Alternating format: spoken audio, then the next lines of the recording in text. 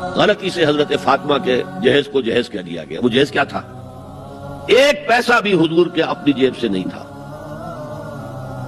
اس شادی میں خاص بات کیا تھی کہ دولہا کے ولی بھی حضور ہی ہے. اور کون ہے؟ علی کا کون تھا مدینے میں؟ اور دلہن کے والد بھی حضور ہیں. اب حضور پوچھتے ہیں حضرت علی سے تمہارے پاس مہر دینے کے لیے کچھ ہے؟ عرض کیا میرے پاس تو کچھ نہیں ہے. وہ فقراء صحابہ میں سے تھے. فرمایا مہر تو دینا ہے. تمہارے پاس ایک زرہ ہوتی تھی؟ جی ہاں زرہ تو ہے. انہوں نے یہ سمجھا زرہ تو جہاد کے لیے ہے، کوئی دولت تو نہیں ہے. فرمایا جاؤ اسے بیچو یا گروی رکھ کے قرض لے کر آؤ. وہ گئے، حضرت عثمان نے خرید لی.